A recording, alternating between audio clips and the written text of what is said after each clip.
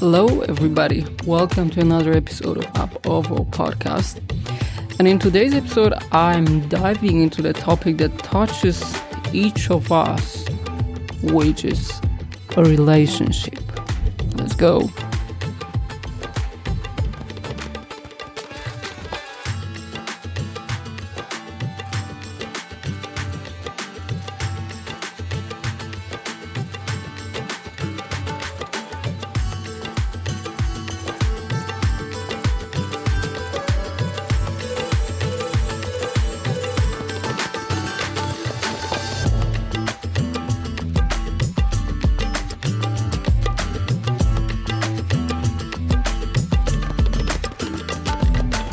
Some time ago, my friend who's been going through a divorce asked me whether relationships have an expiration date. And that was rather a joke or a funny question to trigger the further discussion. But for some reason, I hold on to this question and explore this topic a bit more, because the fact is that approximately 42% of marriages end up due to divorce. And 42% is pretty high number. And of course, we're talking about officially married people. And when we analyze all relationships, formal and informal, the percentage would be possibly even higher. So the question whether the relationships have the expiration date, through the lens of these numbers, this is a quite valid question. And there's pretty high number of research focused on relationship quality, marriage quality, longevity of marriages, dynamics of relationship, and so on. And there are also many theories that describe human relationships. And in this episode, I'm going to talk about one of the most popular theory of relationship, which has been created over 30 years ago by a psychologist named Robert Sternberg. Sternberg described 3 components of relationship, which can be combined into 8 types of relationships.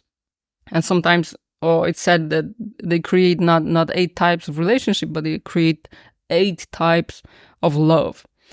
And Sternberg's theory is often referred to as the triangular theory, because the 3 components form a triangle. And according to Sternberg, every relationship can be described using 3 components, which are passion, intimacy, and commitment. And commitment is sometimes also called a decision. And Sternberg believed that these elements are essential to the nature of love and that their interactions result in different types of love. So let's break them into pieces. Intimacy is explained as the closeness each partner feels toward the other and the strength of their bond. And partners who have high intimacy value and understand each other deeply.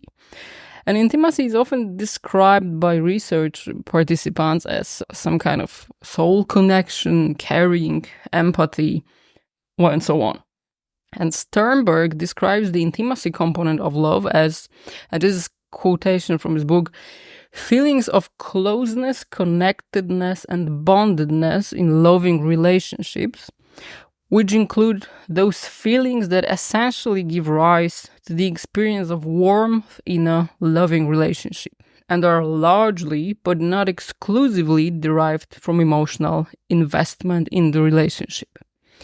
And what's interesting is that people may sometimes be conscious of these feelings toward others, and at other times may not realize they experience intimacy, as the dynamics of relationship tends to fluctuate and many factors may influence this.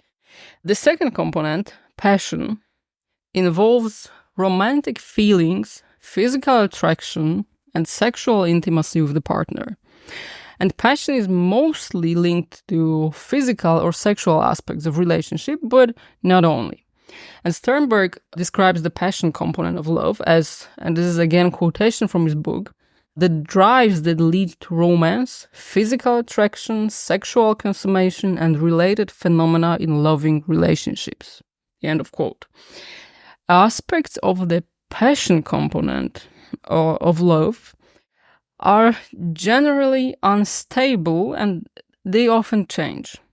And although people are usually aware of whether they are experiencing such feelings towards someone, the feelings themselves cannot be controlled.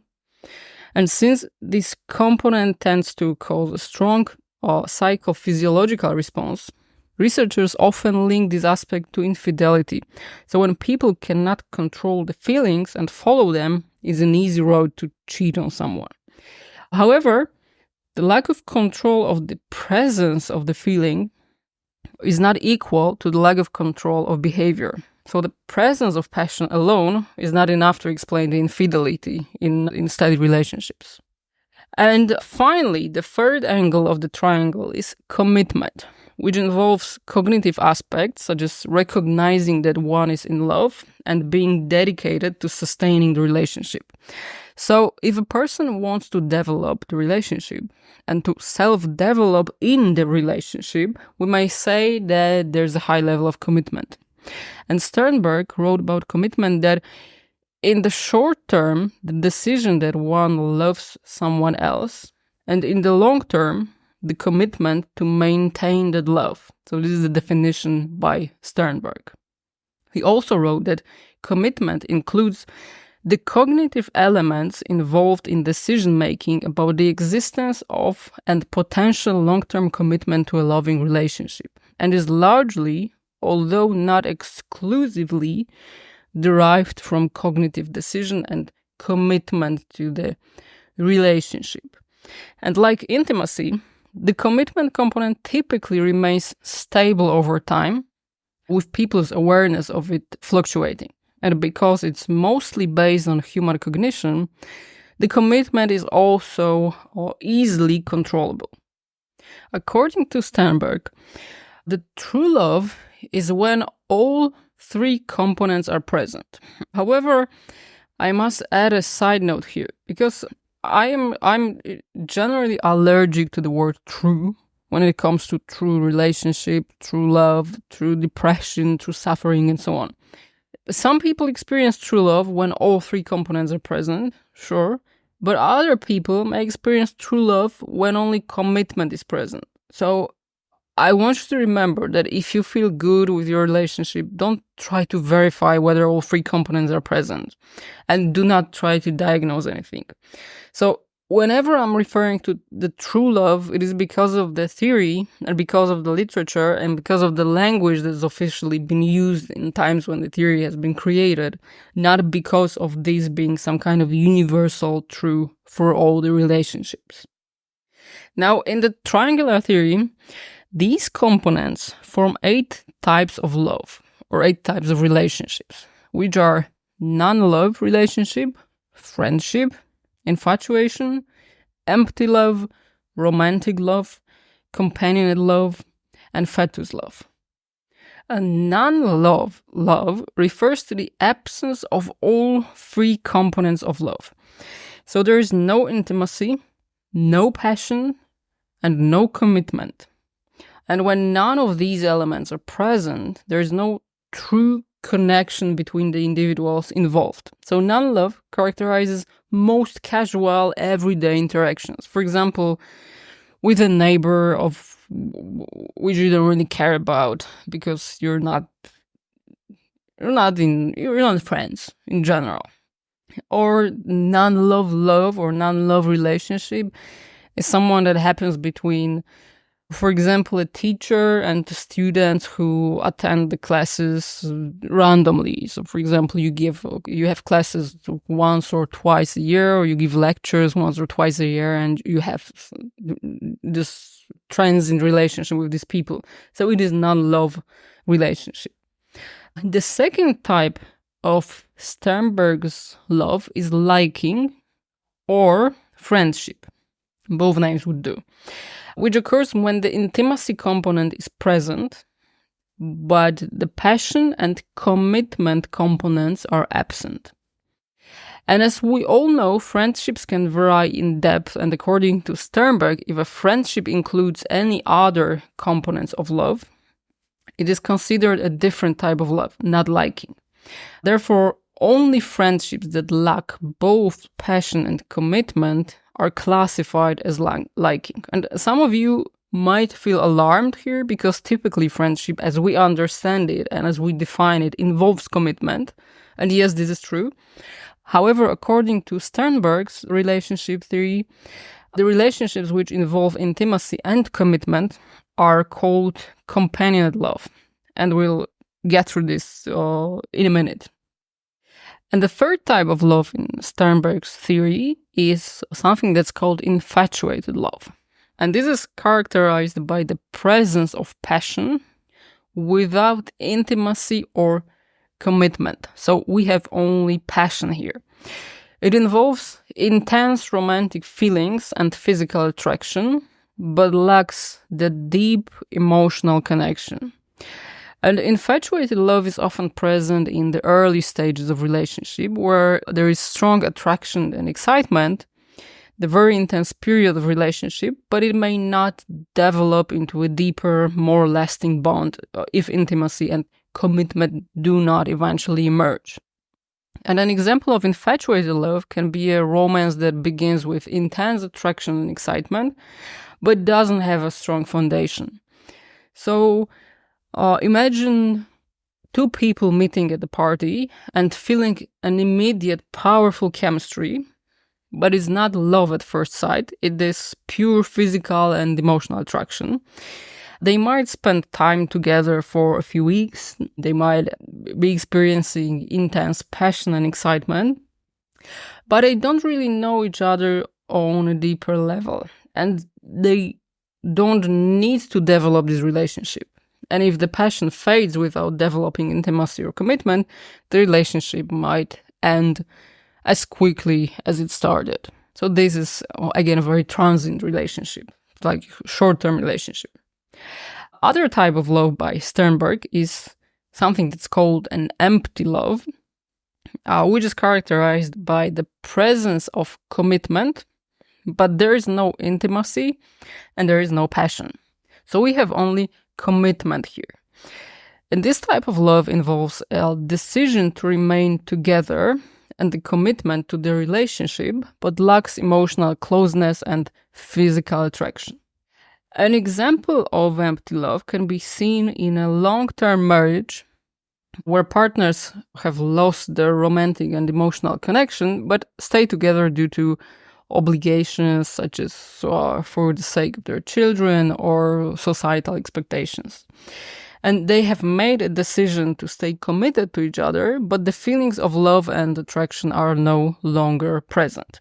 And initially, they had deep emotional intimacy and passionate feelings for each other, but over time, the relationship has evolved. And they may have drifted apart emotionally and no longer share the same level of passion they once did.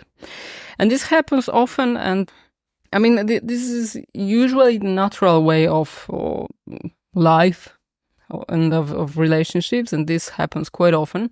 And some people decide to end the relationship at this point, and some other people decide to stay together because, as I said at the beginning, the commitment is cognition dependent. So they have made a decision to be together still, even though the lack of passion and lack of intimacy.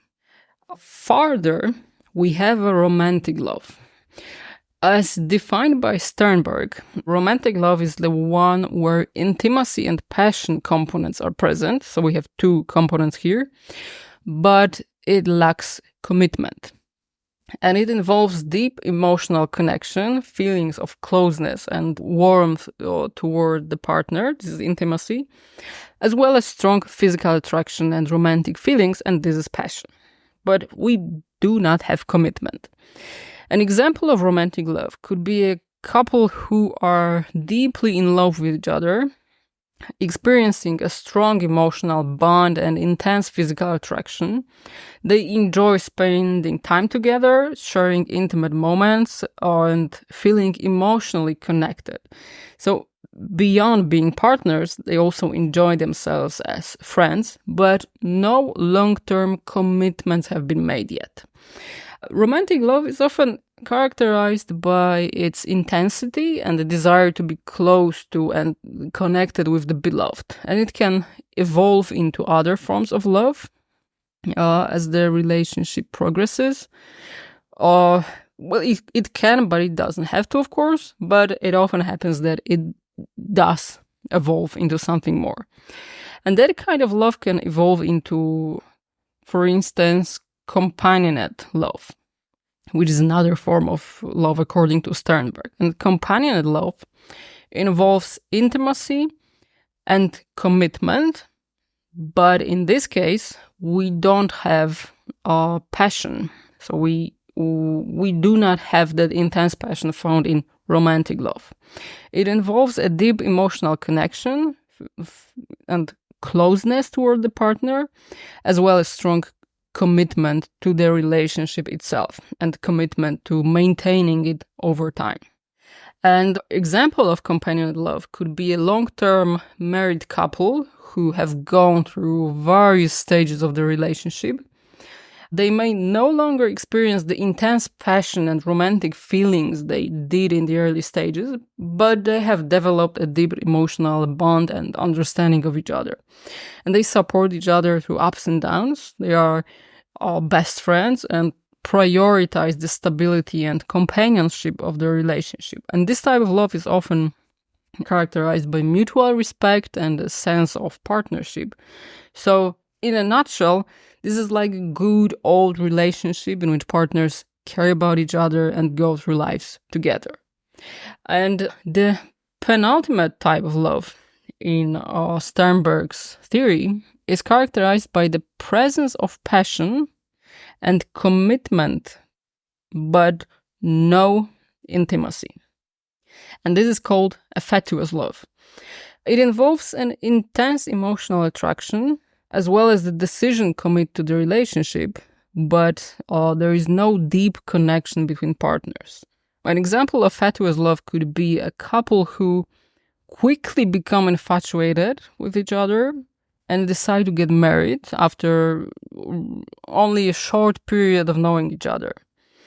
And they may have strong physical attraction and excitement for each other, leading them to make a commitment to each other without having developed a deep emotional bond or understanding. And this type of love is intense and impulsive, and the decision to commit is driven more by passion and infatuation rather than a deep emotional connection. But without the foundation of intimacy, the relationship may face challenges in the long run. And decision to end marriage can be as impulsive as the decision to get married. So in clinical practice, this would be probably the most risky type of love. However, I wouldn't expect these people to visit a therapist because, as I said, there is no deep emotional bond. So I guess they wouldn't lose much if they end the relationship. And the final type of love is called a consummate love, and it is considered the ideal type of love. So the true one that I mentioned before. This one encompasses all three components. So we have intimacy, we have passion, and we have commitment here.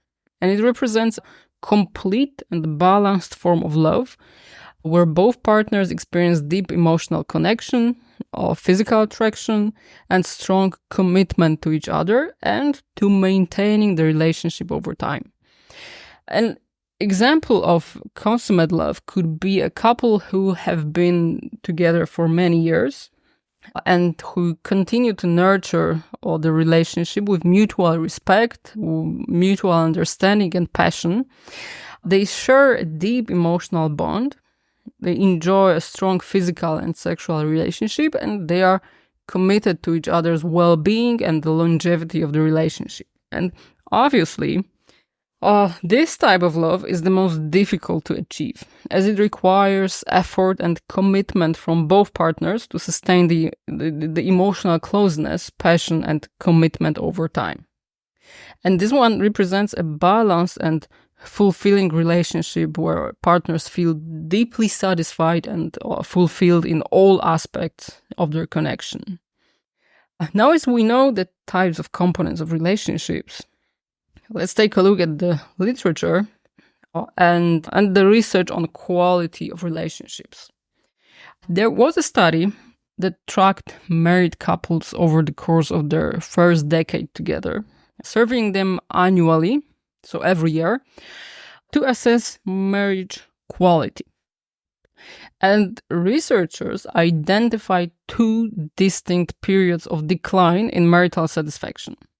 And the first phase showed steep and consistent decline, peaking around the fourth anniversary, while another decline occurred around the seventh year. And you might have heard about something that's called 7-year itch or something like this. Typical crisis in marriages which occurred about the 7th anniversary. But as the research shows, the first crucial moment is around 4th year of anniversary. So after 3rd anniversary, before the 4th anniversary. So now I guess we should be talking about the 4-year itch, not the 7-year itch. But according to this research, the significance of the 7-year decline is often minimized because many couples do not reach that milestone, because divorces predominantly occur around the 4th or 5th anniversary. I mean, the divorce is completed after 4th or 5th anniversary.